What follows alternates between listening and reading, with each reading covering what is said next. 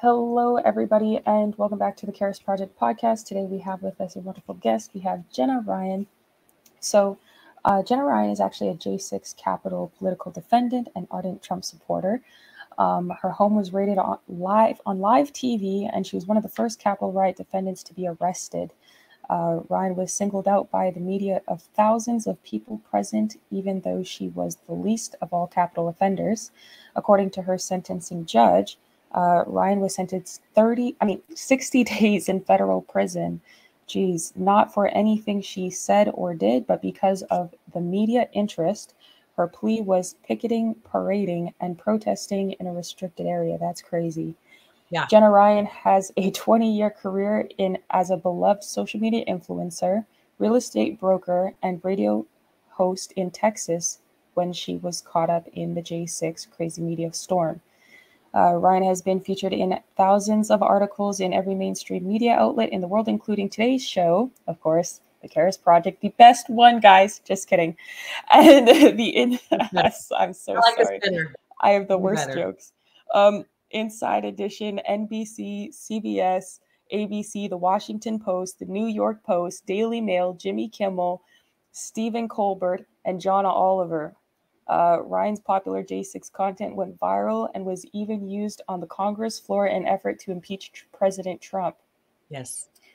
Jenna was present at J6 and never saw any violence or participated in violence, but was considered the face of the riot despite her minimal participation. She was publicly canceled from financial companies like PayPal and Big Tech. Despite all the efforts of billions spent and millions of attacks online, Jenna is thriving and happy and stronger than ever. Today, she's rebuilding her life and thriving despite cancel culture and direct attacks by the tyrannical government. Her book is also pre-selling on Amazon. So welcome, Jenna. Thank you for joining us. I just want to introduce my dad as well briefly. Sorry, I didn't forget about you. Of course, we also have the OG engineer, my dad, Dale. We don't forget him. We love him. He's great. And of course, myself, the host. So hey, Jenna, thank you so much for joining us. How are you doing? I'm doing good today. Today has been a good day. Good, wonderful. Yes. So there's a lot going on here. Mm-hmm. Even just from the bio we just read, Dad, it looks like you have something to chime in and say already. No, okay, I'm you're just giving me the look. Adjusting in my seat. So, yeah, you had quite a bit going on there. I think, did she just freeze? Oh no, it was just me. Okay, sorry. So yeah, tell us kind of what happened with, I guess, starting from J6, or how that even went down, how you decided to go, like the moments leading up to it, what happened during. Okay, so I was very concerned about the election integrity, let's call it. And I was really concerned watching the election, and I was concerned about our country. Even in the past, the previous couple years with the lockdowns, I wasn't happy about COVID lockdowns. I wasn't happy about the impeding upon our individual rights as citizens of America. And just everything I saw, I was just really frustrated and really wanted to do something. I kept seeing these wonderful Trump rallies, and I was like, well, I want to go to a Trump rally. But I never got a chance to go. So I was on, I wouldn't have considered just hopping on a plane and going to a Trump rally, but there was this guy, he's a friend on Facebook, and he invited me to go on his private jet. And I was like, this is for real. Like, I didn't. And I'm all about social media. So I've been a social media coach for many years. And I know the money shot, in a private jet. We're going in a private jet. And so, just I have like 5,000 followers on my Facebook I had. And I had, over 10,000 on my Twitter. It was a real concentrated group of people. If you didn't believe like me, you probably weren't going to follow me. And I'm friendly. If you email me, I email you back. I'm loving, I'm kind. I try to be. And, so I have a great, and so that's why I went down there, and we had a blast. We all met at the tarmac in Denton County, Texas, and we just had the time of our lives flying in a private jet. And it wasn't really a jet. It was a propeller. It had 2 propellers, but I called it a jet because, you know, I was doing my social media thing. And so we went down and we went and stayed in a beautiful hotel.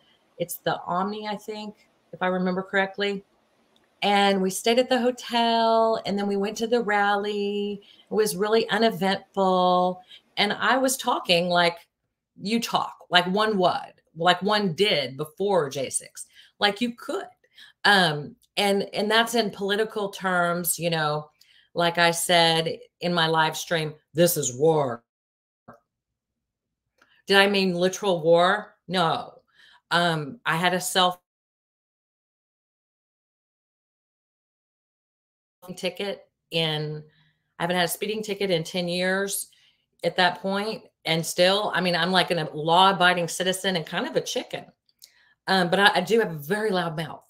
So I'm a big talker and I had my own radio show. So I was good at talking. And so we just go down there and I'm like, this is war, y'all, in the stream.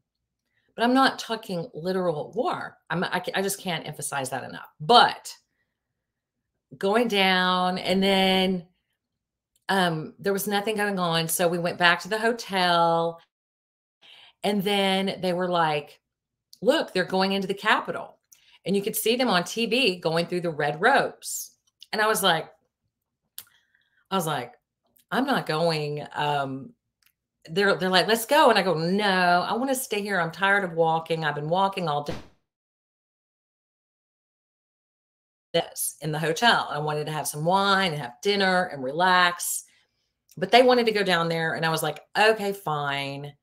And then I had a glass of wine. And then I went to the Mirror and I did a video and I go, we're going down to storm the Capitol. And I literally used a dorky voice like that because I'm kind of funny. You know, I like to keep people entertained. I didn't literally mean we had no plans or anything. I was just like, and so I did a funny video, but of course the media took these videos out of context and they cut them. So I said a bunch of things in front of the Mirror. I was like, we're going to storm the Capitol. You don't even have to be skinny. You know, I was being goofy. And whenever I was like, this is war and I got to go to the potty, you know, because I was afraid that I wouldn't have a porta potty, just little things.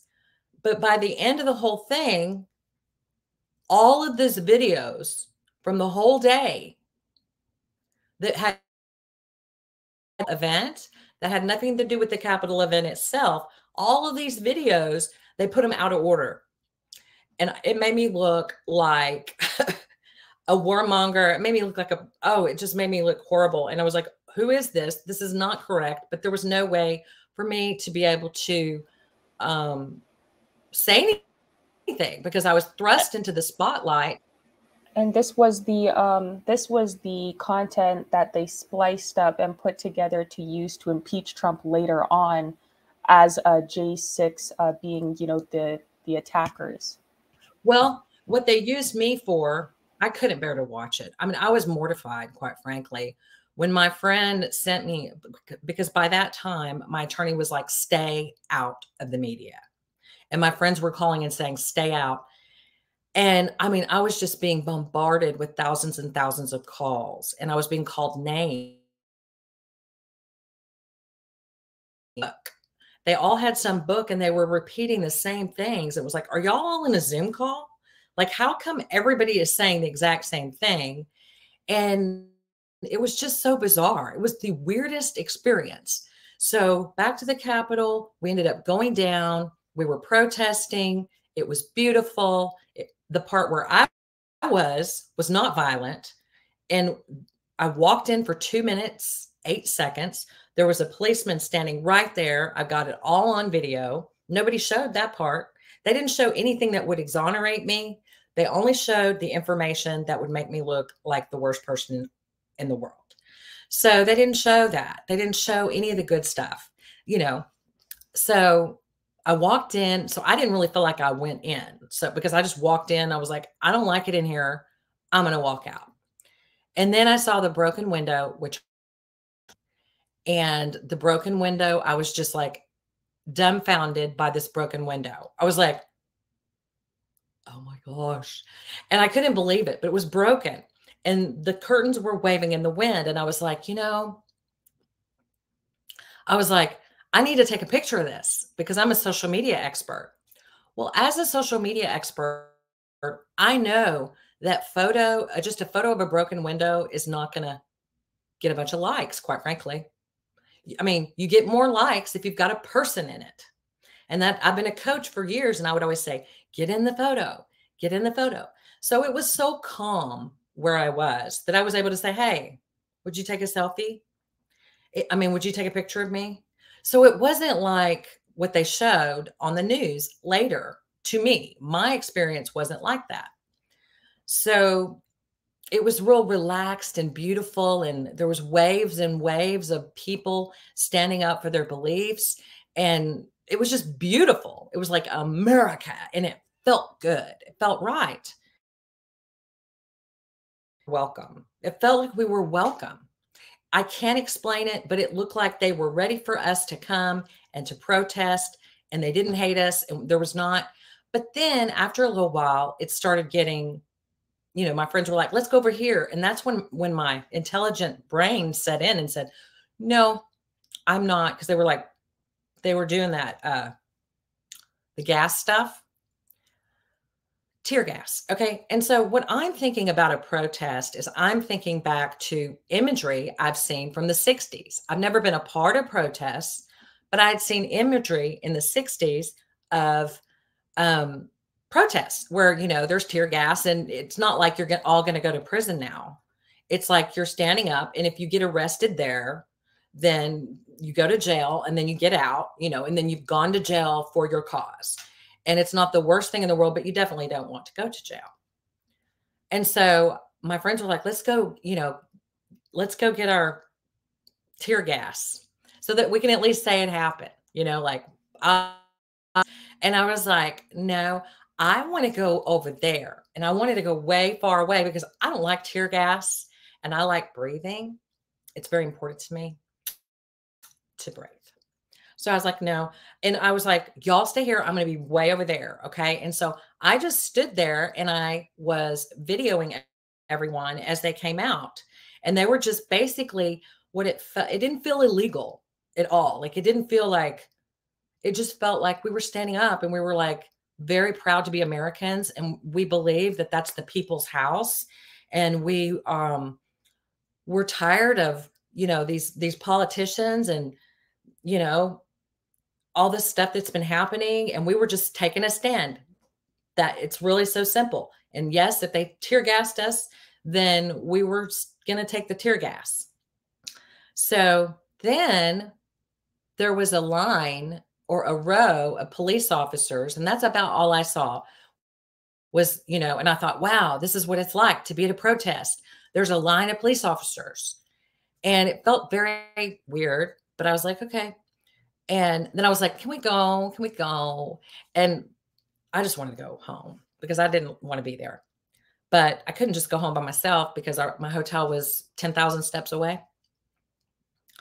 And so then I was like talking, and I was like, whatever I would say. I mean, whenever you go into a crowd like this, and there's something that happens to your mind, and I call it, or I've studied about it, it's like a herd mentality. Like, your mind kind of goes down a couple notches as far as your cognitive ability to think clearly and rationally and like an intelligent person. And when you're surrounded by all these people, and you've got it's like a football game, or something like that. A game. It's like everybody's pumped and ready to stand up. And so I just basically was like, la, la, la. Okay. So then we go back, and I'm like, oh my goodness. I was like, because whenever I walked in the Capitol, I said, Jesus, Jesus. I was like praying. Like, I got saved again while I was there. And I had said the F word in my video a little earlier. And my mom, who died that year, but she was she hadn't died yet. And she was like, I called her and I go, Mom, I just said the F word in Jesus' name, in one sentence, in one video. And my mom, being the most amazing woman that she was, is she said, Jenny, God's word does not come back void. She said, God's word does not come back void. And even if you made a mistake, God can use your word. And I was like, you're right, Mom. Thanks. Because I literally did. I mean, I was saved years ago, and I used to be a pastor. And then I fell away for a long time, but not too far, just a little kind of on the fringe. But since all this stuff happened, I have had an awakening. And now I'm like, I love the Lord, and my life has turned around. But prison will do that to you. Yeah, I get a question here. How long? So with all this stuff going on, you took a picture in front of a broken window. Is that what they charged you for? No, sir. Okay. So they charged me. This was really whack, the way the charging occurred. This was a show trial. This was a show arrest. This was for show. This wasn't, in my opinion, this wasn't real. It was a show. So, and the reason I can say that, let me try to dig into that. They had 2 charges. Okay. So first of all, I get back home and everybody's like, arrest her, arrest her. And then they had circled me. They had so much fun circling my little picture because I had said on Twitter, I didn't go in. But in my mind, after an event like that, I really didn't feel I went in because a lot of the people went all the way in and all the way around, and I didn't even get to see any of that fun stuff. So they're like, you lied. You did go in. And I'm talking millions of people on my Twitter. And I'm like, oh my gosh, what is going on? And then there's all this stuff on television. And I was like, I didn't go in. I just, and what the next thing you know, like everything I said suddenly became a news cycle. So, and they're like, she went in, and they kept playing it with my red circle around my body.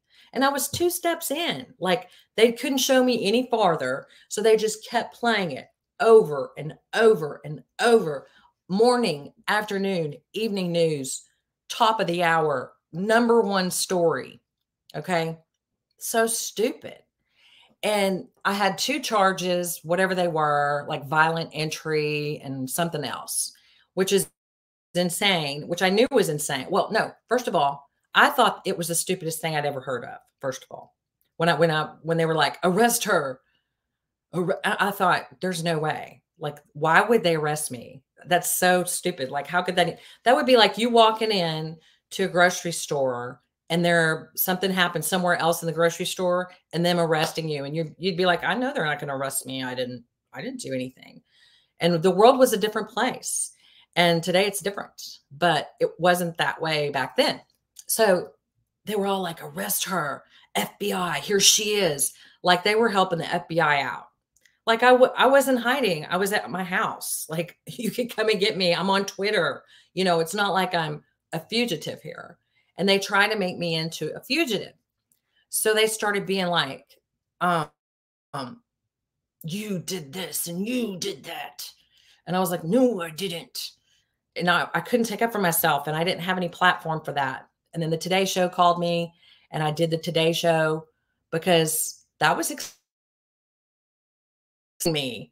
Like, I was like, really, where am I? I'm in another world. Like what? And so I'm ready for the Today Show because I had my own radio show and my own streaming show, and I was so ready for it. And I just went in there. I was like, da, da, da, da, da, da, da. And my mom, who was on her deathbed but was fabulous, she was like outside the room, and it was just so incredible. And then the interview was a gotcha interview, and they had taken some of the footage and spliced it, and I was like, rah. So that's my first experience with this juxtaposing my content with violent content. So then out comes this horrific statement of facts by the DOJ.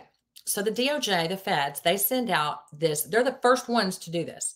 They sent out this awful document to all the media. And it was Jenna Ryan flew in a private jet to storm the Capitol. And it had our little cute picture with a red circle, like we were terrorists. And it was this cognitive dissonance, like, oh, weird. So, sorry, Jenna, the person, just to be clear, the person that you went to, that offered to let you fly in the private jet to go there, that's like a friend of yours. That's not someone who is, you know, an enemy or something like that. That is a friend. Well, I don't even talk to him right now. I mean, it's not like we're close as, you know, after everything we've been through, we probably never want to speak again. That was awful. Like, I've gone through, I went to prison for this. Okay, I'm just still trying to figure out what did you do that they said that you went to jail? Like you said, you walked in 2 steps into the Capitol. 2 minutes and 8 seconds. So ultimately, at the sentencing hearing, it's a really long story to get there, but we'll skip there. At the sentencing hearing, the judge said, Jenna is the least of all capital offenders. The judge said, Jenna is the least of all. I'll get that. Jenna is the least of all capital offenders. And he asked the prosecutor, do you object? And she said, no, I do not. Defense, do you object? No. So I was the least of all, like of all the offenders. Okay. And then he said, okay. And at the end of the sentencing, he said, we are sentencing you to prison, not for anything that you did or anything you said, but because of the media interest. We want to show the world that we take these things seriously. And that is documented. It is in black and white. Judge Christopher Cooper, that's what he said. And yeah, I was basically thrown in prison for media coverage. And when it comes to the feds, I didn't know anything about the feds. Now I do. You don't go in the media at all because they'll use all of that to prove you had no remorse. So after, when I got to the sentencing hearing, they had written, I was pleading guilty to parading. So I was pleading guilty to parading, picketing, and protesting. And so when I got to the sentencing, they wrote a 21-page sentencing memorandum where they proceeded to call me a liar. And they used news clips. The FBI never interviewed me. The FBI never proffered me. I did get, they did do a study on me, but they never put me under oath. We begged them, hey, we're willing to talk. Here's my phone. I let them go through my house. They took my computers, my phone, and my MAGA hat. They did this on television. I was so cooperative. And so at the end of the day, I forgot where I was before that. So I was saying there was a 21-page sentencing memorandum calling me a liar, using headlines that had been already twisted. And it's like, dude, y'all don't even know me. You haven't even interviewed me. And everything that they did do a in-depth study, like where they go in and they look at everything about you, everything about your life. Study. They did that in-depth study, and nothing I said had, I mean, like I had to back up everything I said with documents. Like I just got a by the question way, Dad, my Wi-Fi is so in and out. I'm getting like every third word. Mine too. So I'm trying to like keep up with what's being said, but you know, you might have to help me out here because I keep cutting out, man. Yeah, no worries. I just have a question here. So they gave this 21-page, I mean, of I don't know, document submitted when you were sentencing, saying that you were the least offender, and then they said that they're sentencing you because of the media coverage. Do you have the paperwork from your court hearing? Yes, it's in the official transcript. And No one has promoted that. No one has shared that in the media. Can you the send media that? has not shared anything to exonerate me or make me look good. They've only shared the negative. They didn't share any of this. Can you send that to me? Yeah, I'd like to see that, because that judge, he committed a crime with his orders. I wish we had it right now. We could have pulled it up and showed everybody. What is wrong with who's your lawyer? Okay, so here's the deal. I pled guilty to parading, picketing, and yada yada. Okay. The reason I did is I wanted out. I wanted out of you don't want to be in the clutches of the feds, because they have a lot more leeway than like a state offense. So I just pled guilty. I thought I was going to get 3 months in home confinement. And then it was horrible. It was really bad. They said, how long did you end up in the detention for? 60 days in federal prison, but I had to stay in quarantine. So I never got out of the one room for 60 days. They kept you in isolation for 60 days? Thank God it was not isolation. Thank the Lord. I was with 50 other ladies, drug dealers, whatever, nice girls. They were really, really sweet. I was so grateful to have them. Very grateful. They were wonderful. But no, they never put me in isolation ever. Thank God. Just let us out of a room, and it was freezing, and it was like 45 degrees. And at certain times they starved us because of COVID or whatever reason. Yeah. Yeah. Okay. That's wrong. Now, my question is, where was your lawyer? Who's your lawyer? And why did the lawyer just sit there and allow this to happen? Okay. So something you have to understand about the federal system. Okay. So what happened is he said, she's the least of all capital offenders. Do you have any objections? Prosecutor, no. Then they proceeded for the next hour to argue over my remorse, whether I had remorse. And what it came down to was the 2 minutes and 8 seconds that I walked into the Capitol. That was really the thing I did. Okay. But I didn't get sentenced to prison for that. I would have just gotten probation, I don't know, for that. But it was the media. It was the fact that I was vocal or in the media, or the media would pick up things and say that I said things, or they would goad me and I would say things and it would make me look bad. So that's what got me. And the federal sentencing guidelines, they have the right and authority. This federal sentencing guidelines state that they can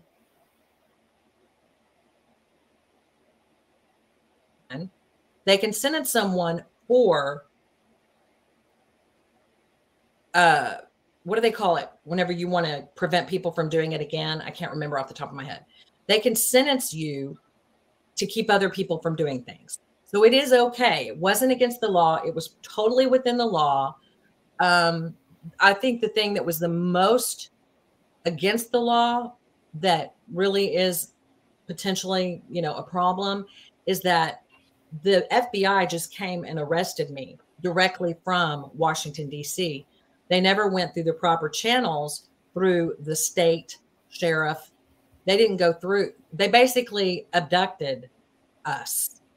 The Washington, D.C. does not have authority to just come and arrest a Texas citizen, but they did. So that would be something that, if I wanted to go but I personally would like to stay as far away from those people as possible.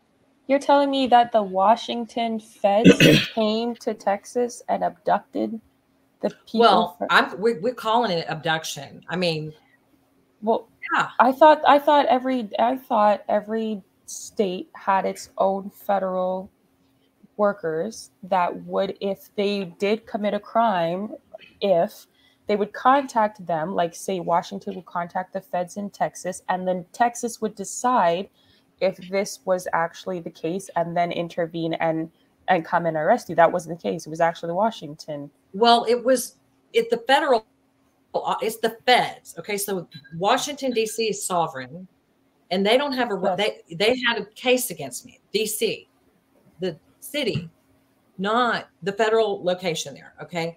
So they had a case against me, they're supposed to come through. First of all, they're not supposed to arrest you unless it's a felony. Their own website says it. And I'll send you all this information in an email so you have it. So, because I can back up what I'm saying. So it was a misdemeanor. So it says, like, I think it's the Fifth Amendment. I can't remember which amendment of the Constitution, but also on the Fed website, they cannot come and get you and arrest you unless it is a felony. But mine was a misdemeanor. So they came. Now there's a Fed office in Plano, but the feds don't have the authority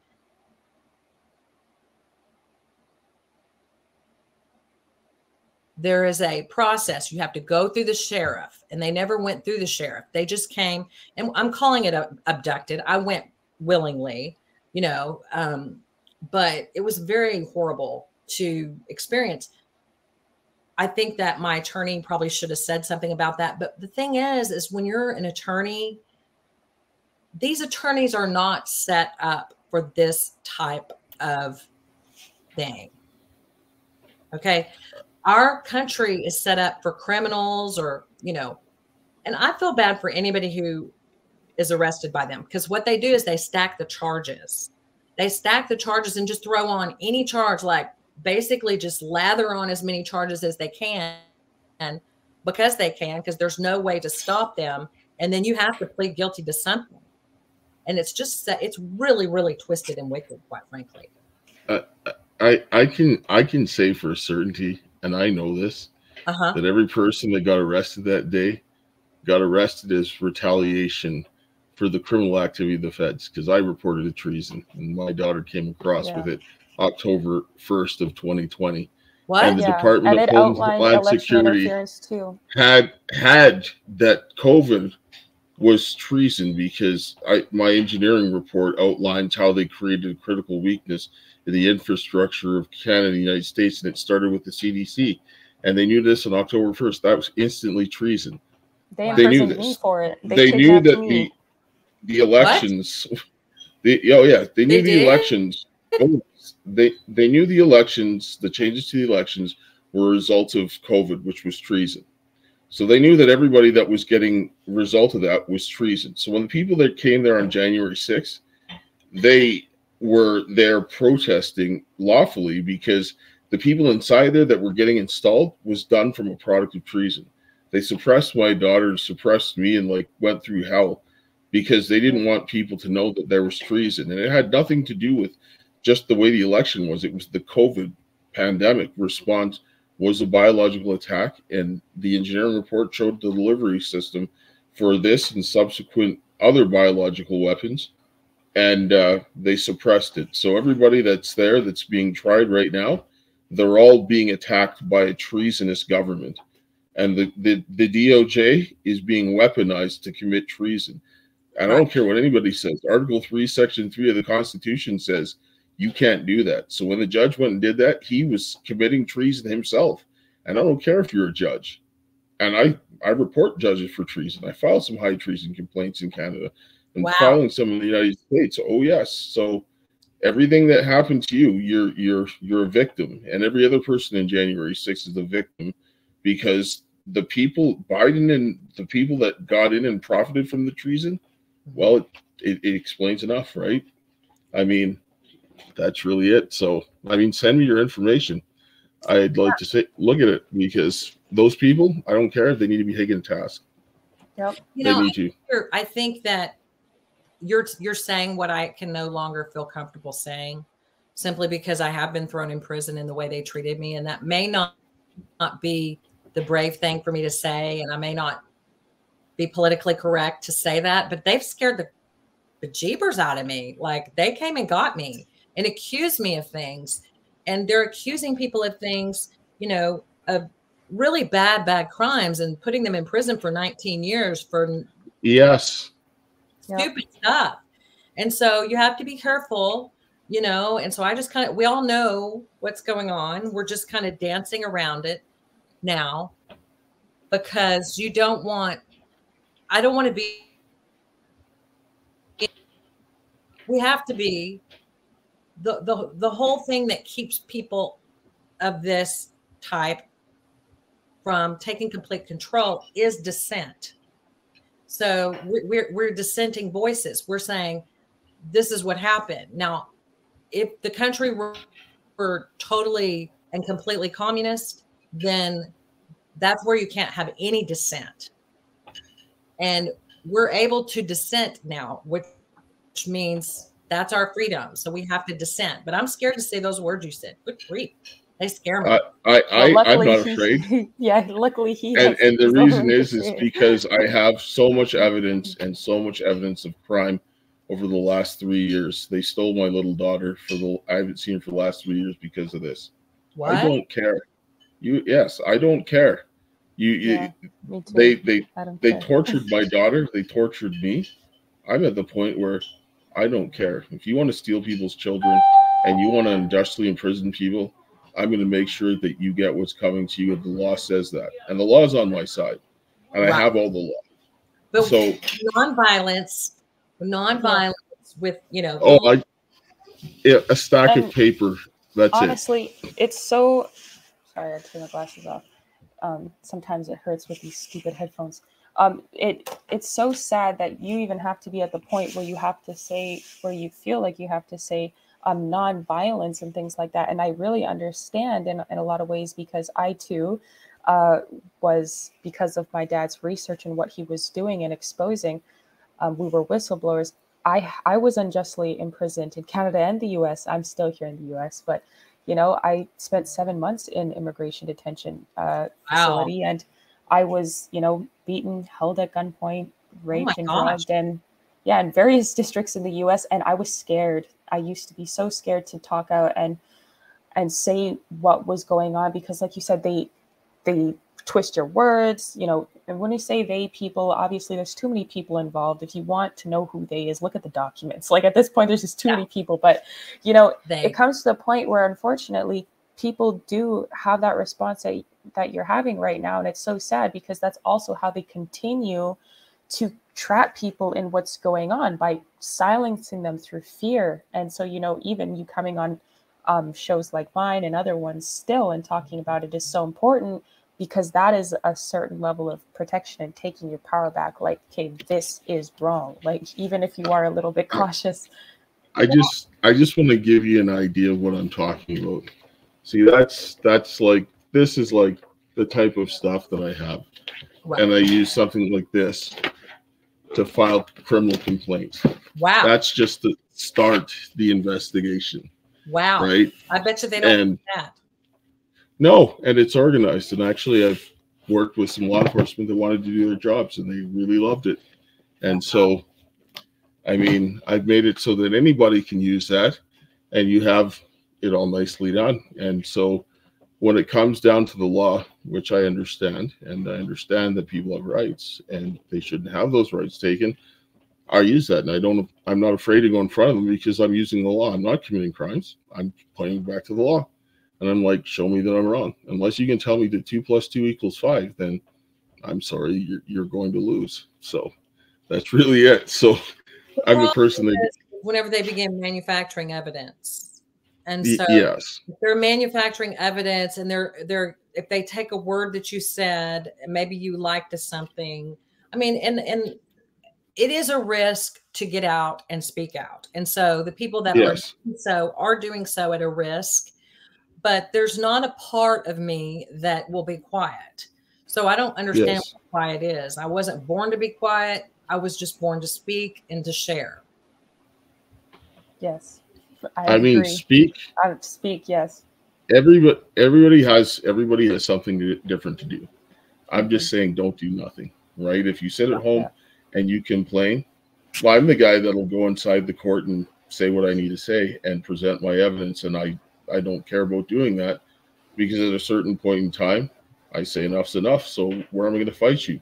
In the court, using the law, because you're breaking the law. And I'm going to use the law to defend myself and defend innocent people, because that's what the law is for. It's to protect the innocent. Yeah. So when I see people using the law to punish people, I have a problem with this. I don't like this, because that's not what it's there for. And so this is why I have an issue when I see, like, I asked what your lawyer did, because how did your lawyer? see the judge doing this and just be like, okay, well, I mean, he was really too. he could do nothing. I was pleading guilty and I was in their hands, and it felt like a Christian being fed to the lions. I felt that way. I was on Constitution Avenue. And when the judges are on the same team or afraid to stand up, then you don't really have law and order.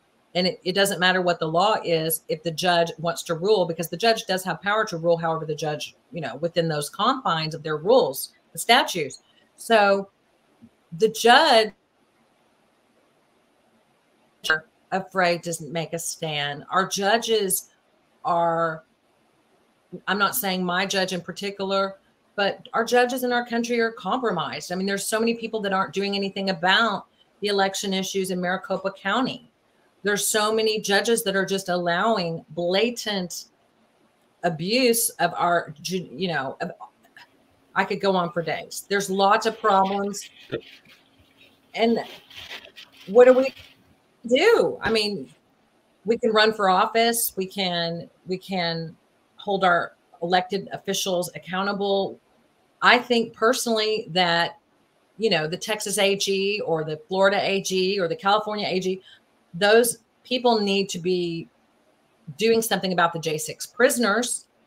We need to have people going that are going to take a stand against the prisoners. So it comes, that comes with activism where we all are talking about J6, talking about how innocent they are. We have to get to know what's really going on so that we can help to get these guys out of prison for nothing. That's what I think. So which activisms and things are you currently involved in to help the J6? Because we speak to a lot of people in J6. Sometimes we go in their morning spaces, and the things that are going on with them and their families just horrendous. I mean, we spoke to Victoria White and Rachel Powell, and they're being separated from family and children. And what kind of things are you doing that's kind of active that you can suggest to some other of us watching to be a part of? Well, so where the Lord is leading me and opening doors. So I'm walking through doors as they open. So when a door opens, I'm taking action and walking through those doors. And one of the things, I got invited to an event in Nashville, and it was an event for a documentary for the Trump administration. I don't know if it was the administration, but somebody who loves Trump, doing a video talking about all the corruption with him and the dossier and all of that, which has never been really turned into a documentary. So this was an event, and I went to it, and they don't have anybody representing J6. So they had Kyle Rittenhouse there, and we know Kyle Rittenhouse to be a great patriot, and that's fabulous. But J6 is it's like a bad word because they don't know what to do with this. I mean, talk about a cluster. We have been so brainwashed. I even thought my own self was horrible. I mean, it was so bad. Like at one point, it's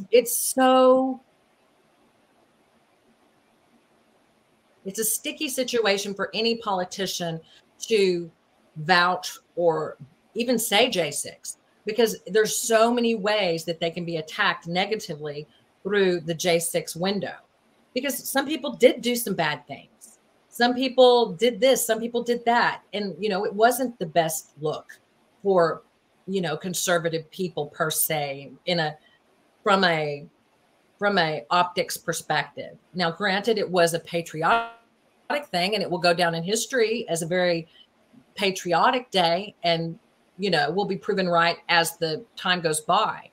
But when it comes to politicians and it comes to these events, there's not a representative that's saying anything about J6. It's just like J6. Okay. So I want there to be more of that. I just wanted to say something quickly here about January 6th. The way I look at that as a canary in the coal mine.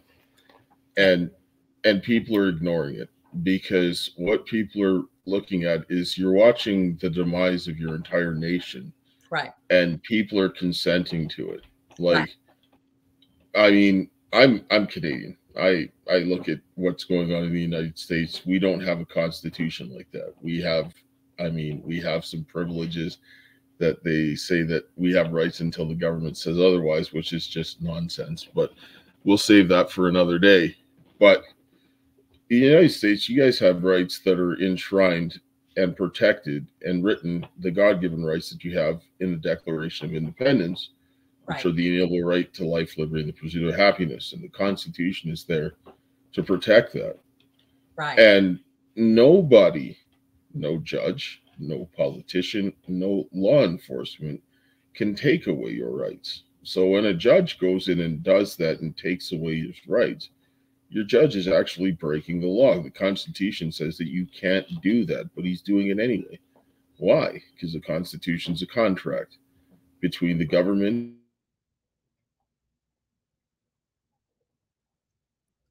accountable if the contract is broken. Yeah. The people, they have lawful rights to do so. They're just not doing it. And they're not told how to do it. And they're made to feel like they can't. And people need to stand up and say something about it. I mean, they should be getting up and calling their elected officials. They Yes. should be going to law enforcement. They need to do what they need to do and make them understand that we don't want to lose our rights. And you can't take them away. You don't have a right to. So I support people who speak up. Absolutely. I had a man today. I was selling a house and I just posted this on Twitter. And I'm talking, this guy comes up this because I've been hated. Like I was smeared to all. There's no words to describe the smear campaign that I had to go through. This guy comes bounding up with his two dogs walking him. And he's like, hey, you. And I'm like, oh no, he's going to call me a name. And he goes, thank you for what you did. You're a hero. He said, and then he said some bad things about what he wants to do to the government. And I'm not going to tell them all that. I was like, yep, okay. Yeah, thank you. I appreciate it. But it was really nice and refreshing to have. So people are waking up is what I'm trying to say. So what am I doing for the J6 cause?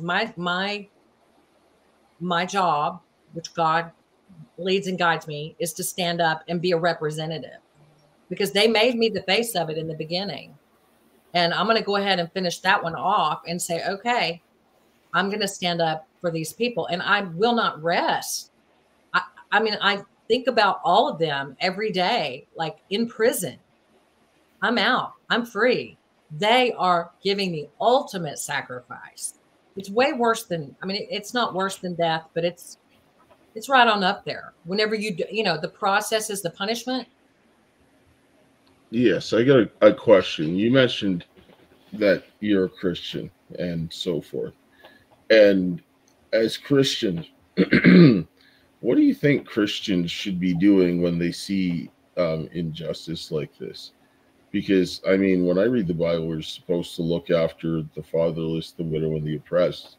And I would sit down and think that the people that are in January 6th and their families getting destroyed, like, I mean, every time I talk about with Rachel Powell, with what her little daughter was saying, that, that I'll give you my gas mask and then I'll hold my breath to help save you. And if a child is at this point, where are the churches to help support people like this? This is my question. What are your thoughts as what Christians should be doing in this situation? Christians should be not so judgmental and not buying into the narrative, and they need to be waking up, and they need to, this is a great time of separating the wheat from the tares. We're seeing the battle between good and evil. We're watching the Bible and biblical prophecy unfold before our very eyes. So what Christians should be doing is praising the Lord and praying for all of those people and doing good deeds for the people, which means gathering, which means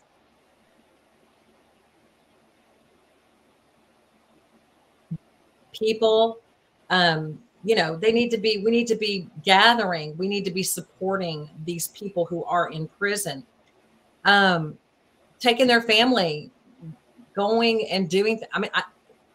where do you go? It's just so, we're not set up for this. We're not set up for any of this. I mean, the people within J6 have been so wonderful. Some of the people that have given their, the J6 Patriot Project, where they wrote us letters, and I would get letters from people in prison. Those are so valuable and beautiful. But even more than that is give money to their commissary. Can you imagine having money put in your commissary if you're in prison? Even $100, $50, $25, money. Everybody needs money. So fundraising,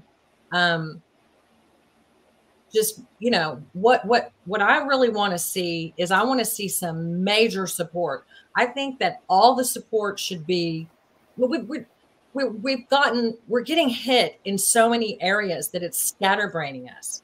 We're scattered because we're like, this is a problem. This is a problem. There's so many problems, like trans, mutilation, trans, whatever problems that are causing shock and awe to our system. Whereas things that are really, everything's bad. Everything's horrible. It's just all horrible. That's why we need to attack it at the root cause so that the rest of it will crumble all at once. And this is what most people don't really understand, or they don't care to support each other in, the bigger picture of things. Like for example, the J6, I think that was enough to show people what was really going on in the country. There's a lot of patriots there that were just doing their legal and lawful right to put their grievances to, to Congress and things. And they just decided to abuse the people and unlawfully arrest them and, torture them. What's going on in those facilities is very much torture. Very much. And people with this going on a mass scale right now, with the whole country watching and not doing anything about it, shows that the country actually accepts it and that it can come to everybody and anybody, and they will use multiple forms and it's coming.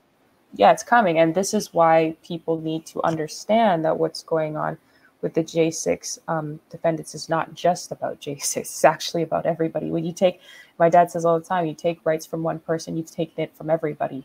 And that's wholeheartedly true. So, Dad, you look like you got something to say. But anyways, I support anybody who's a patriot and fighting for this country, J6 or just any individual. And, I support a lot of the J6 people that I've come across. They're wonderful people, patriots, Christians especially. And, they didn't deserve this. And as far as I can tell. Go ahead, Dad. Yeah, like I said, the good thing is, like with some of the stuff that I said earlier, women can't, under the Constitution, report the treason. So you don't have to worry about anything because you can't be held liable. Whoa. It's only me. Yes, it says the testimony of two men. So it's got to be men. So woman's not going to get in trouble for that because you can't report it. So it's not your problem. Right? So load up the chest. So there's no issue there. I mean, it's like, so that's, and for me, I'm like, by all means, try to come do what you want, please, but we'll leave that alone. I'm just a little salty when I don't like people that do things that are wrong and abuse their position. So, it's so but anyway, sorry. I cry a lot because of the injustice. And one of the things is I got out of prison and I said, because PayPal canceled me. They canceled my account, and then they called CBS News. And within 1 hour, it became world news that Jenna Ryan is booted. Real estate agent Jenna Ryan booted from PayPal. And so then it became 28 mainstream articles, and it was very damaging. Then they kicked me off Facebook, kicked me out of my office, kicked me off of Instagram, kicked me. I'm not allowed to go on dating sites. I'm not allowed. I mean, all of Silicon Valley, because PayPal was the leader of this. So I took them to court. I took them to federal court, and I had a fabulous attorney, and I have a lot of civil litigation that I could be fighting, but I could just cry thinking about it because it was just so wrong that my bank, I mean, they were just my transaction, like a Venmo, or, I used it for buying makeup or whatever.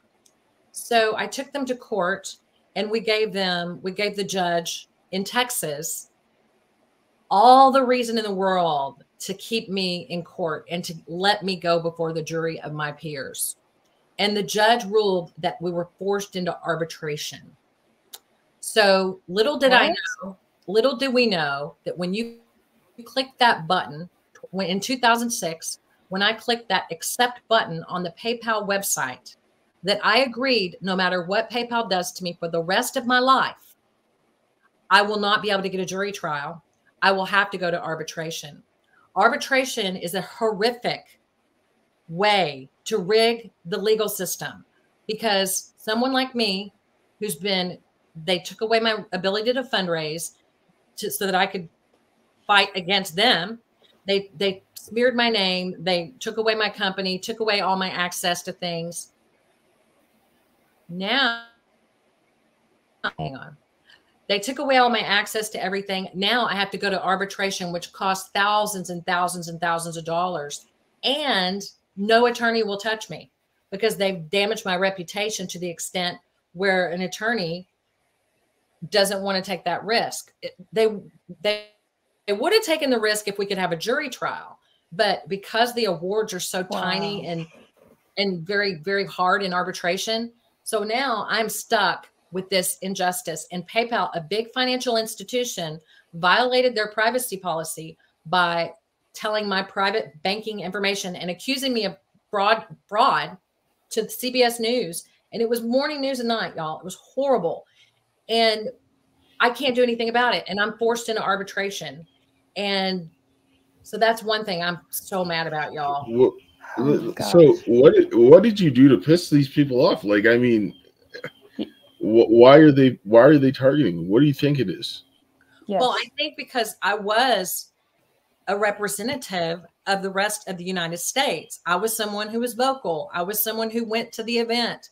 I was someone who they did not want me having a fundraiser. They did not want me looking good to the public. They wanted me to look low, weak. They wanted to send a message to the public that if you have an opinion and if you stand up for what you believe in, we will shut you down financially. And the Bible talks about this. Okay. This is biblical. This is a biblical situation. When it was happening, I was like, I can't believe I'm living in, where you can't eat, you can't buy food. This is the beginning of that. And the worst part of it is when I went to court, I mean, it took everything I had to get this to court. Y'all have no idea. Like it was, I got out of prison and went straight into trying to get an attorney and And then after months and months and months, the judge ruled, even though they violated the user agreement, even though they they just did so many horrible things that I'm forced, even though they canceled the contract and now are telling me, oh, they canceled the contract, but I have to go by the contract, which is that you have to arbitrate. It's so twisted. You also mentioned Christianity earlier. Do you think that that has anything to do with it? The fact that you're a Christian? Do you think that Christianity is under attack in this situation? Absolutely. We know that it's so, it has to be that because it's, it's Christian values. They're lumping it all into one, and they're going after the Christians, and we're prepared for this. We're born for such a day as this. This is what it's all about. And, the scriptures were written for these things happening to me. And it says, rejoice. Again, I say rejoice when you encounter various trials, knowing that the testing of your faith produces. I'll hear that. Rejoice. Again, I say rejoice whenever you have trials, knowing the testing of your faith produces endurance. And let endurance have its perfect work, that you would be complete and lacking in nothing. So I have endurance, but damn, I'm mad. Sorry, Lord. Okay. You know what I mean? Like I'll say a cuss word and then I'll say a scripture. I got to fix that. That's all right. Just God will help you out with that. I mean, one of the things that I just was saying here is that I look at the situation, I look at you, and I'm like, you don't look like some scary hardened criminal. Like you don't look like somebody that they should be attacking. Like it doesn't make sense. Like I don't see the issue, especially right? not in Like a federal maximum security prison with the worst criminals of the country. Right. Making you an example, it's like, what are you going to do? Go after all the people that are just, you know, like a suburban mother is what you probably might think that you were, or something like that. And what are they going to start just hauling them out? Well, you're going to church and taking your kids to pray, so we're going to just come and arrest you? Like what? Well, hopefully Jesus takes me home before then. What I really think is that we had the election issues, okay? And these people are like super narcissists and psychopaths. So we had election issues. Then we have J6, which is a distraction. And then we have this woman who has a loud mouth and a lot of footage. Let's use her as the news headline. Let's forget about all this elections and let's put it all on them, because they're very good at the art of distraction. So I think they used me as a distraction, and I took the weight and the brunt of all the problems of COVID and masks and all the stuff. And then it all fell on my shoulders because I was convenient, you know? And so they don't need to use me anymore so much. So, you know. Just briefly, by the way, Dad, your camera is frozen. I don't know if you can still hear us, but we can't see you. So maybe try turning the it off and maybe turning it back on, or jumping out and jumping back in. Yeah, I'll be right back because the camera's frozen. And I definitely understand what you're saying. And I was going to ask, because that's kind of leading up to one of my questions was going to be taking the weight on all of this, because, you know, I understand in a different way with the frontline work that my dad and I have been doing the last couple of years, just how much weight you hold as an individual, being attacked so publicly, losing friends, like you said, the guy who actually got you there. And the reason I was asking about him actually is because I was like, well, maybe he could come and speak for you and be like, no, this is my friend, like she's a good person. But you lose friends, you lose family, you lose job opportunities, you lose social status. And, you know, it's not something I ever thought about growing up. It's social status. I was like, well, who cares? I just live my life and do whatever you want. But when you are attacked so publicly the way you were, it completely destroys you. It's a lot to take on. I'm kind of wondering right now, like, what kind of support systems that you have surrounding you, because you're talking about support, that you support still the J6 people, you're still public and you still speak out, which is such a beautiful thing. You're so strong and courageous, and I really commend you, because it is not easy. But what support groups do you have? I mean, you've lost your mom, I'm sorry. And, you know, do you have friends and family that are at least are backing you, behind you? Like, no, you're doing the right thing. Keep going. We're here with you until the end. Yeah. I had to change my name when this was going on. So I went by my maiden name just to earn a living. So I was completely canceled from society. I was ripped from my support group. My own family were attacked, and, you know, you kind of find out who your friends are when things like this happen. My own family went, you know, part of the people that I loved dearly and I had fed and given all my life to, they ended up not being all that. And so I was alone. I was very much alone, and my mom died and I didn't know what to do. I was in a bad place. I was in a really bad place. And, you know, since I've been able to get out of prison, when I was in prison, I was by myself. It was horrible. And I was like, when I get out, I'm going to have to rebuild my friendships, rebuild my, you know, network. And so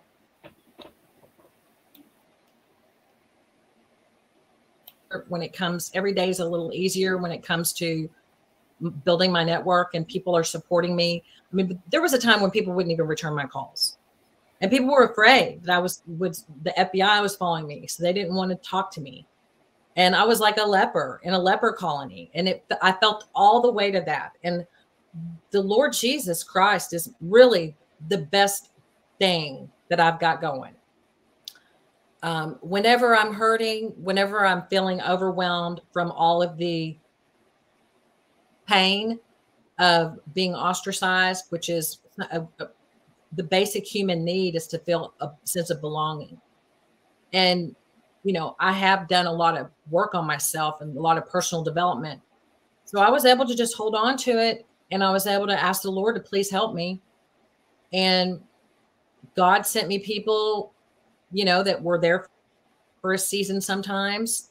And I just held on for dear life while the storm came. And I knew in my heart of hearts, I knew that my God, and he does not doing something for no reason.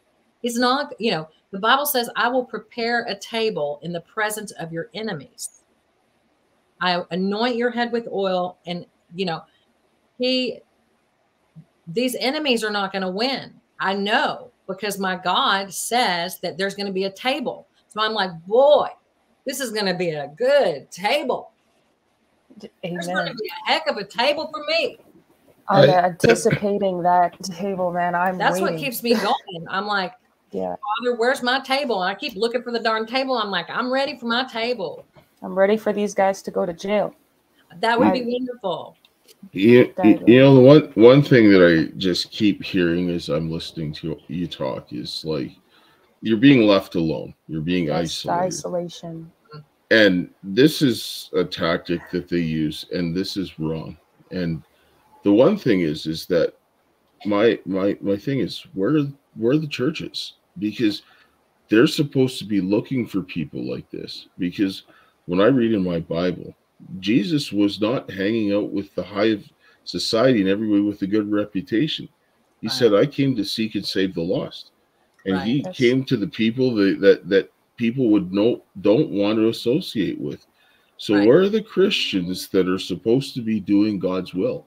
Because regardless, even if somebody is a criminal and they did commit the crime, what do you want them to do? To go down and be worse? Because if that person comes to Jesus, Jesus can turn anybody's life around. Moses murdered someone. So did David. And David did a lot of bad things. And you look at Paul, he was murdering Christians. And you look at Manasseh, the Bible said that no king provoked God any more than he did. And he got dragged behind a chariot with hooks in his chest. And God was like, you see, he repented. And what did do? God had mercy on him. So where are the Christians to show the mercy of Jesus? Because none of us deserve anything. Nobody can sit down and say, God, you know what? I deserve to be in heaven. No, you don't. You deserve death. But God gave you his son so that you could live. So why are we not giving the grace that we don't deserve? Why are we not giving it to other people? Where are the churches? This is my question. Because I like the question. I think they should have been there to help you. I mean, I am very much somebody who's a survivor, and I have a very difficult time asking for help or accepting help, because I've always been taught that, you know, you just have to do things. So for me, now in where's the church? You know, I'm not, I need to be more faithful in church myself. But as far as, you know, people loving me, every day since that happened to me, I have been, you know, reaching out, and people are becoming kinder. And I forgive these people, the people that were cruel to me, or that are still cruel, or think bad things about me, or thought bad things about me. I just let them slide. I'm like, they didn't know. The news was telling them I was a piece of crap. You know, they thought this, that, and the other. Bless their hearts. You know, I forgive, because if you can't hang on to anger. No, you can't. And what you're saying is so important. God tells us that we should forgive so that we can also be forgiven. And he will not forgive us unless we forgive others. And that forgiveness really is to free us of that burden that we're carrying and give it to God, because we really cannot progress in a positive way successfully in our own lives when we hold on to that. And, you know, it becomes very difficult for people, you know, to forgive in these situations, but it is completely and utterly important. And I really understand that. I agree with you. I think I'm at the same place. I've forgiven the people who have, you know, done these things. And like I said, you're such a courageous and strong woman and individual, and it really breaks my heart, really, in a deep way, listening to this. Really trying to hold back some tears listening to this, because you being alone, oh my gosh, in this time, and having to suffer through prison and losing your mom, and at the same time. Oh my God. It was really bad, and it was really horrible. And I really had to lean on God, and I got strength. And, you know, they wanted me alone. They wanted me to go away. They wanted to snuff me out. They wanted me to not exist. Because why? Because there must be some reason. So I just keep on going every day and say, where's my reason, God? Where's my table? I'm ready. I'm ready for you. And I've always known God has me here for this season. So I knew this was coming, you know, 10 years ago.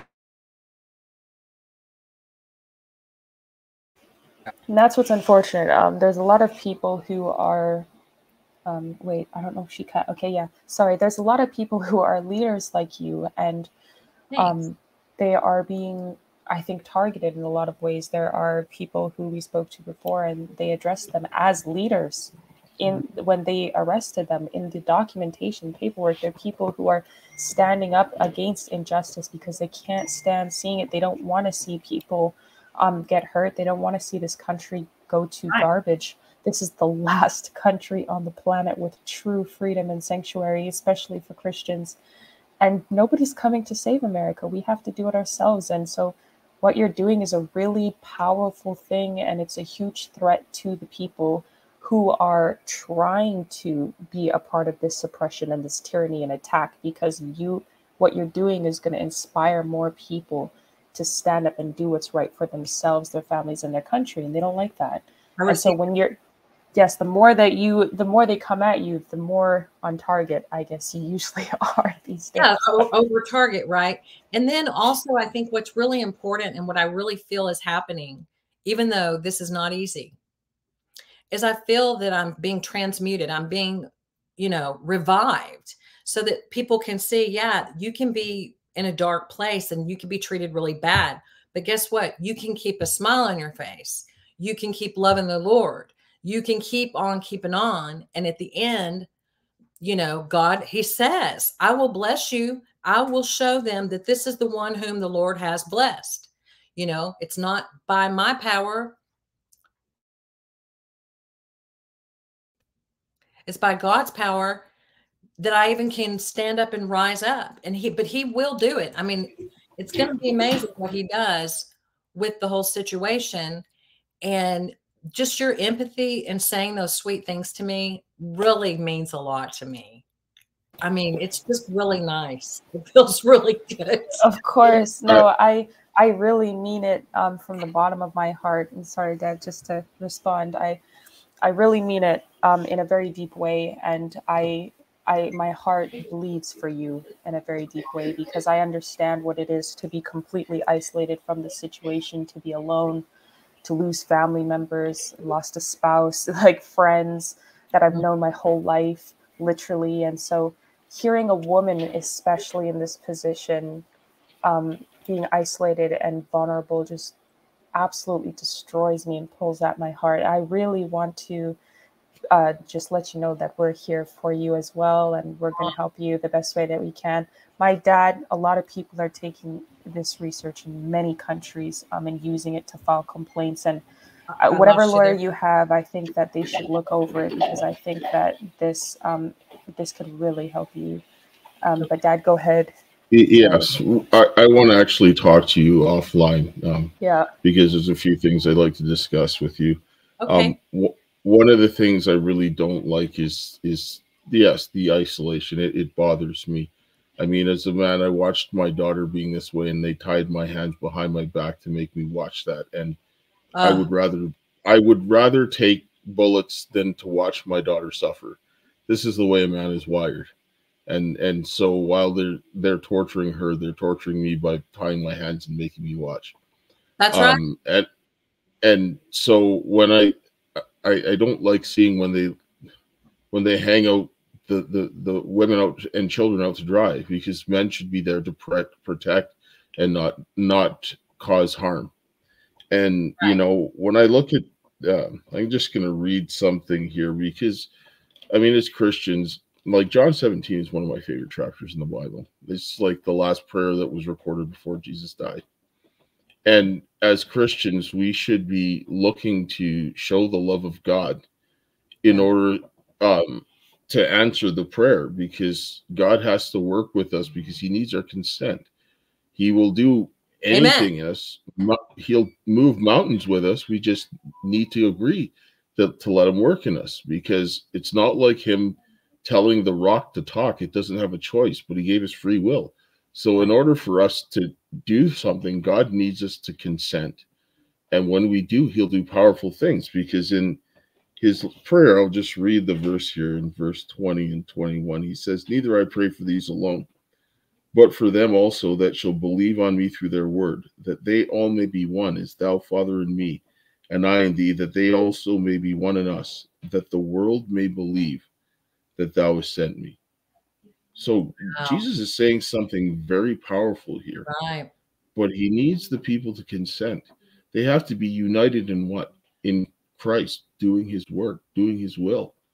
And so when the churches are not doing that, then the world's not going to believe that Jesus was sent. When they start coming together on the foundation of Jesus and doing his will, then people will believe in God, because then they will see. This is why they called them Christians, because they saw them doing what Christ did. And Christ was looking after those who were oppressed. He wasn't as concerned with what the kings were doing, but he was looking after the individual people. They should have never left you alone. They shouldn't be leaving anybody alone. This is the responsibility of the church, because we're here to save God's children, not just the little ones, but the older ones, because we're all children of God, right? And this is what we should be doing, ministering to them, because if we don't do that, then this is why we're in the state that we are, because we failed to do our jobs, and we need to go back to God. Absolutely. You are correct. That's the best. That's it right there in a nutshell. Yes. And the the thing about me is that there were billion-dollar corporations using all of their resources to attack me. Like, what do? You change your name and they're still attacking you and using your image as an example and using you like toilet paper and then throwing you out, exploiting you. They got clicks off of me. They used me as an actress in a show, and then they just got a scot-free. And they made so much carnage about my reputation and about me as a person. They left so much carnage that I can't even get a leg up. I can't even, and I'm not saying I can't get a leg up. I'm saying, I've had hairdressers not want to work with me. I mean, just, it's so bad that you can't even defend. Like, you can't even say, well, look what happened to me in court. Look what happened to me. And because the whole court is so bad. It's like this gigantic evil is what it is. And that's okay, because that's where I have to sit and know that he is God, that he is my defender. And it says, nothing evil formed against me shall prosper. And every tongue that rises up against me in judgment, he shall condemn. And so I have to sit back and wait on God. And it's really hard because I know he's coming through. He doesn't allow you to go through this without having something for you on the other side for what, whether it be in heaven or whatever. I just know in my heart of hearts that God, he's showing me and teaching me through this process, his power, that he can take, these horrible circumstances. And for some reason, he chose me to go through them. And I remember when I was walking, and I told y'all I had that video, and I was streaming, and I was like, this is war. I remember saying to myself, I remembered that verse. And I hadn't prayed in a long time. So this was me coming back to the Lord. And the verse was, whom shall I send? Whom shall I send? And I was walking down the streets of Pennsylvania Avenue, and I said, send me, God, send me. I said, send me. Boy, I had no idea volunteering for. I was volunteering for my life to be sent, ripped to shreds, but I was sent. I was called. I was chosen. I was, prepared. I was equipped. I'm equipped for coming out. I've got this, and I've gone through hell, but God restores everything.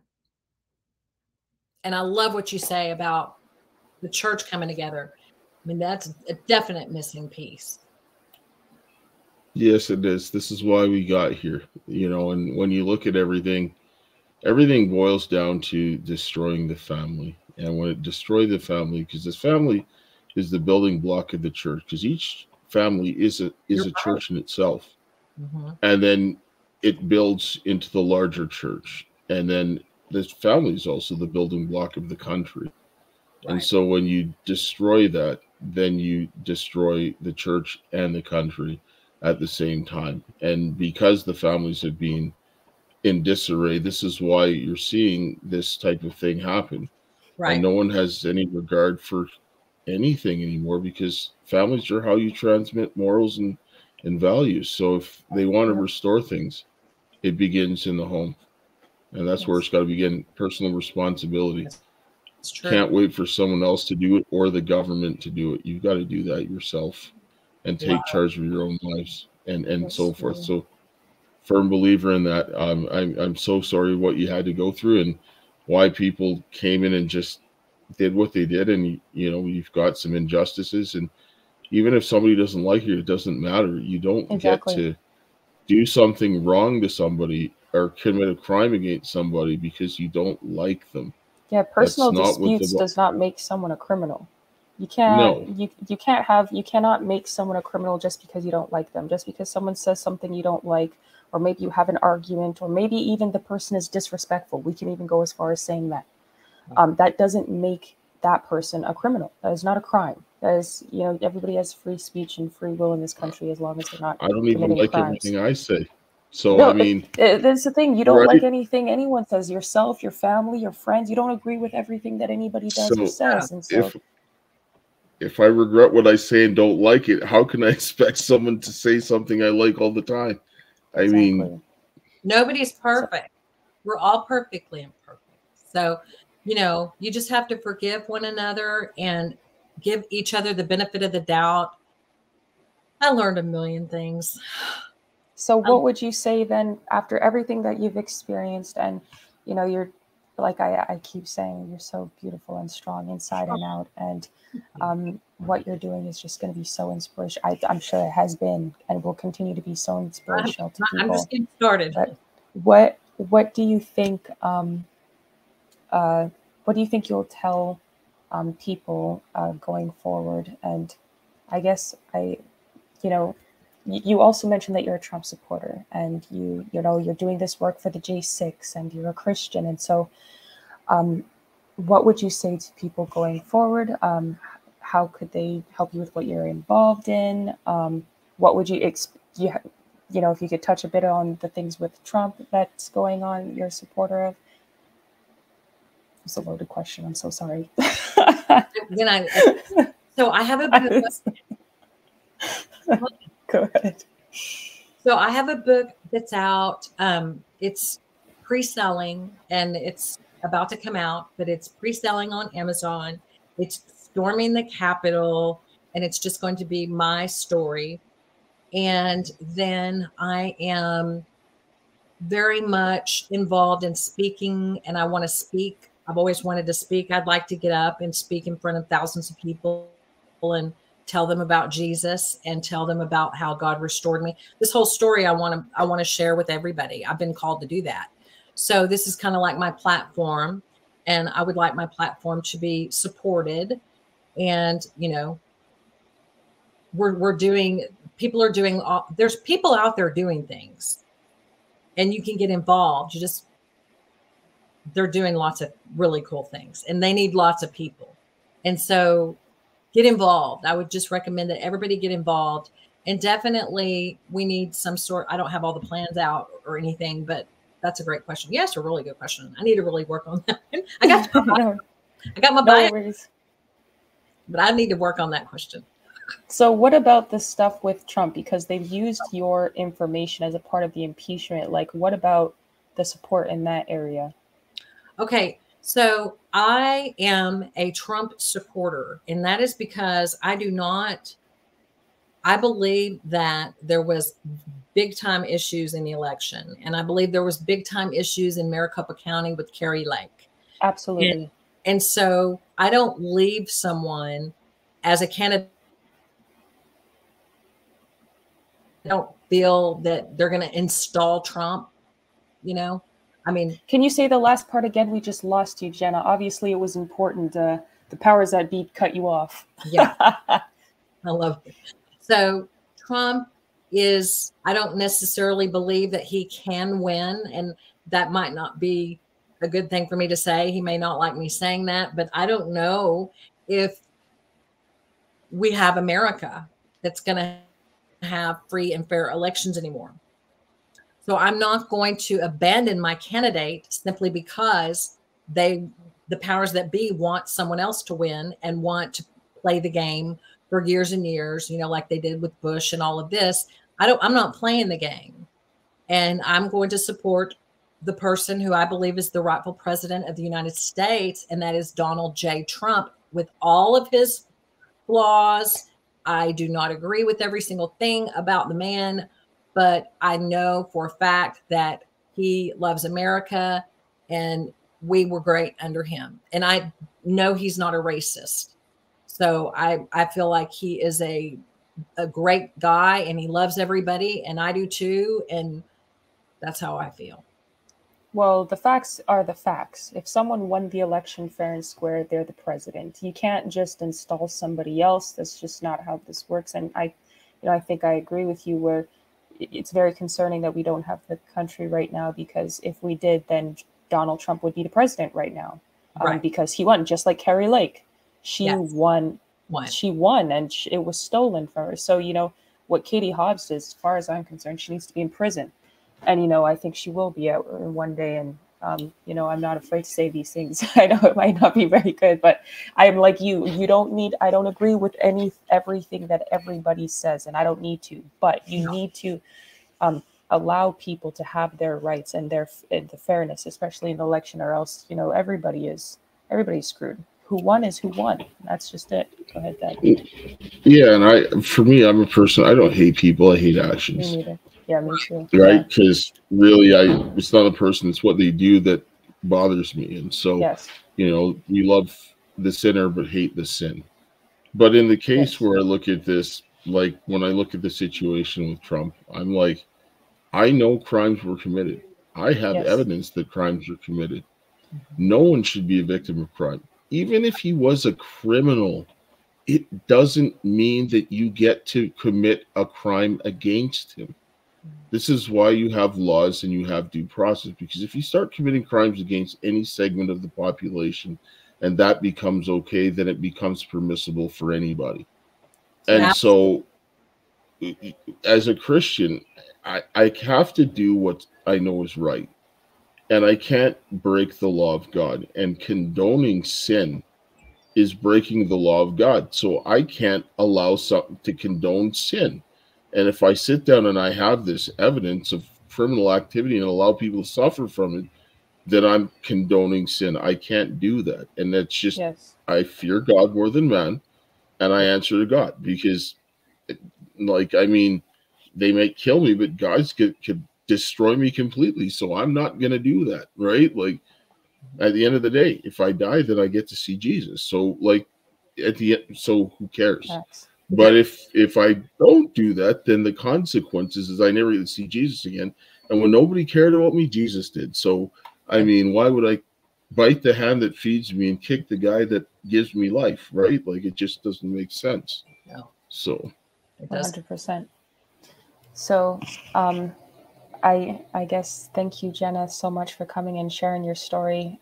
It it's encouraging. It's encouraging and refreshing, despite how awful and evil the experience was, because to see someone like you that has such a bright and beautiful smile and such a good presence, and still is preaching love and forgiveness and unity to the people, is what we need going forward for healing. And I just think, I know that is so powerful, and I know that everybody watching agrees with that as well. And so I don't know if there's anything else that you want to say just in closing, for how they can support you. I know you mentioned your book, or is there just anything else that you think that people can do to help you out?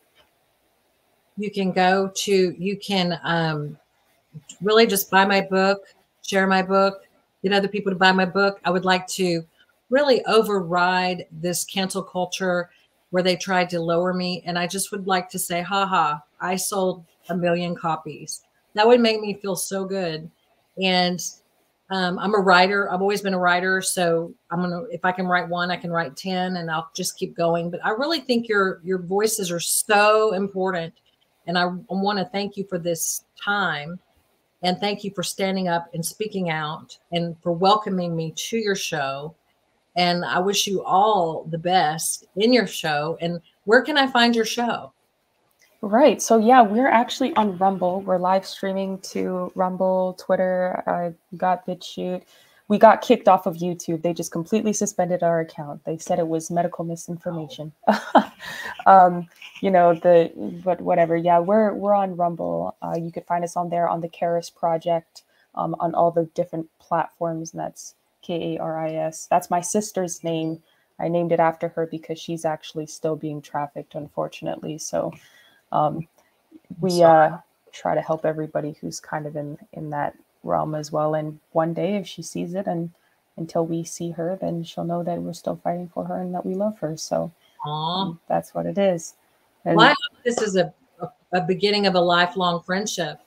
Of course. Yes. I was going to tell you, welcome to the family. You can't get rid of us now. That's what I want. More combos. Yes. And after we're done here, I just want you to stick around for a couple minutes before I let you go. I got a few things we can discuss offline.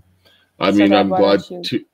Yes, I'm glad to have met your acquaintance, and I'm sorry that you had to have that experience. And I think that some work can be done to help people reignite their relationship with God, so that people aren't left in those situations by the people that God is tasked with being his hands and feet. I think we need to get more of that, and that's probably going to be the most important thing that we can do going forward, because if the church is doing what they are doing, then they're going to lead where everybody's going to go by doing it by example. And I think that would go a long way. So Dad, why don't you close with a prayer for us? Yes, I will do that. I have no problem. Heavenly Father, Lord, we thank you for this day, Lord. We thank you for, Lord, all that you've done for us, and for where you've brought Jenna through her trials and tribulations. And Lord, she's continuing to learn more about you. Reveal yourself to her more and more each day, and help her that she would continue to be a shining light, and that you would continue to guide her in all of her paths in the way that she should go, and to help others to come to you and reacquaint themselves with you. Because, Lord, we need many leaders and many people to show the way to Jesus, because he's the only way that we can go, and we all need Jesus in our lives.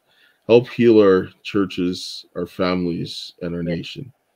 And Lord, I ask of you this day to watch over all the people who are looking to do what is right and pleasing in your sight, and be with us and bless us and protect the children. In Jesus' name, amen. Amen. Thanks, Dad, so much for the prayer, as always. And again, thank you, Jenna, for joining us. It's been absolutely wonderful, and I look forward to actually hearing some updates from you in the future, and potentially having you back on. Everybody who's listening, thank you all for your time and considerations, as always. And please go out and support what Jenna is doing, and support the J6 defendants, who are actually patriots fighting for our country and our freedom. And the Christians, please stand up and do more. We're going to have the link of her books and try to get the link to her description and everything in the the links to all of her stuff at the description below. Man, my English today, guys, I'm so sorry. I speak 7 languages and sometimes English suffers. But we're going to have everything in the description for you guys to check out. Please go check it out, see what she's doing, follow up with her, and understand that if we take the rights of one, we've stripped it from everybody, and we really got to stand together. America's the last nation that we have, and it is the greatest nation that this world has. God has made that for a reason, to be our sanctuary. So thank you for your time and considerations to everybody in our new family, and to my dearest Karis. Until we meet again, my friend, and we will.